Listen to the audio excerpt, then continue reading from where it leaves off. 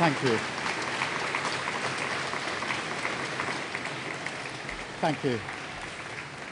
Walking up this street 2 years ago was the proudest moment of my life. A new Labour government, the first in 14 years, a page in our country's history turned after years of disappointment and despair. The chance to change the lives of millions of people for the better. That's what I came into politics for. The journey to that point was not easy. 6 years ago, I inherited a Labour Party that was politically, financially, and morally bankrupt. I was told time and time again that my party was finished, that we were consigned to history, that a majority at the general election, let alone a landslide majority, was impossible. But we proved those people wrong because we changed our party, ripping out the poison of anti-Semitism, restoring trust on the economy, defence and national security, and becoming a party that once again stood proudly with, not against, our national flag. The hard work of change was with a singular purpose, not power for power's sake, but to change Britain for the better, to build a fairer country with dignity and respect, where everyone is seen, everyone is valued, wealth and opportunity for all, not just the privileged few. And look at what we've achieved in just 2 years.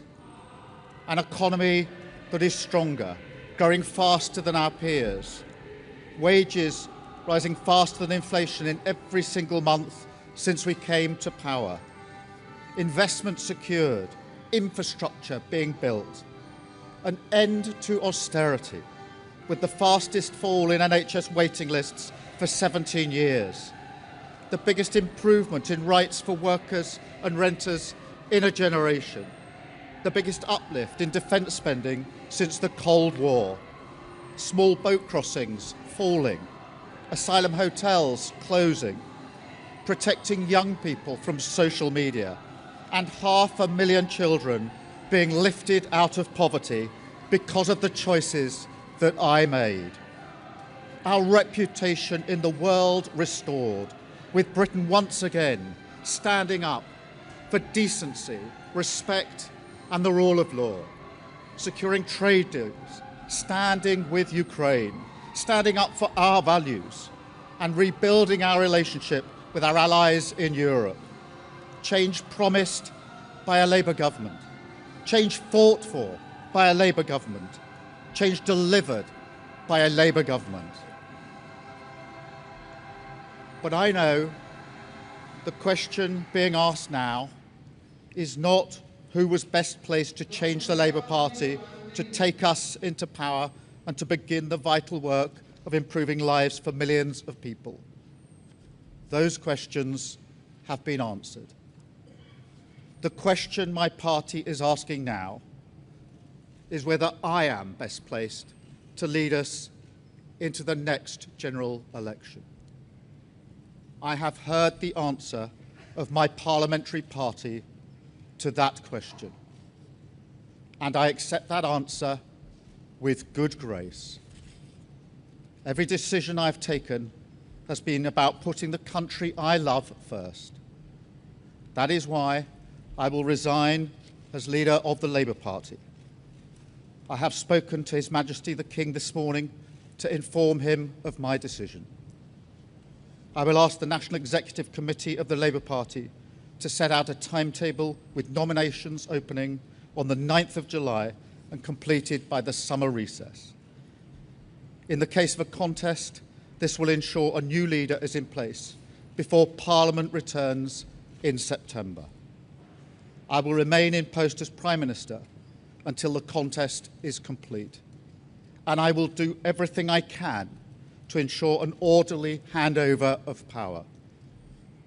I will also give my successor my full and unequivocal support, knowing that they will inherit a Britain that is far stronger and fairer than the one I inherited 2 years ago, better prepared for the challenges ahead, and better able to ensure the Labour Party secures a second term in office. I want to thank all of those friends and colleagues who have been at my side for these past 6 years or so, for their incredible commitment, service and support. I want to thank the brilliant No 10 staff and our country's extraordinary civil service who dedicate their lives to public service. And when I leave the biggest job in the country, I shall spend more time on the most important job, being the best husband I can to my fantastic wife, Vic, who has been a rock by my side through good times and bad, and being the best dad I can to my beautiful children, who are my pride and my joy. Thank you very much. Keir Starmer has just quit as Prime Minister less than 2 years after securing that landslide general election victory. Why? Because there was a growing Labour mutiny. His MPs, even his cabinet ministers, said that the game was up. It's been 2 years of turmoil and dismal election results. And so many MPs have now just seen Andy Burnham as the coming man. They didn't want Keir Starmer to lead them any further, and so he's thrown in the towel today. We know that he spent the weekend at his Chequers country estate consulting with his closest allies and, most importantly, his wife Victoria. It was an emotional speech outside Downing Street. Keir came out and first of all he was trumpeting Labour's achievements, but then when he was paying tribute to his wife, who he called his rock through the good times and the bad, and his children, he did become very emotional. And clearly, leaving the office, he's the leader of a G7 nation. Giving that up is going to be a wrench on anybody. But for Keir Starmer, clearly, he feels he's been wronged because he won that general election victory just 23 months ago, a massive landslide, the biggest since Tony Blair, and now he's leaving office. And it increasingly seems that Andy Burnham will be the next Prime Minister. He's marshalled about 200 Labour MPs, we understand, to support his claim, blowing all the other camps out of the water. The question now is whether anybody stands against Andy Burnham, Wes Streeting, Al Carnes, Yvette Cooper, or whether he is just afforded a coronation and potentially will be in number 10 by the end of the summer.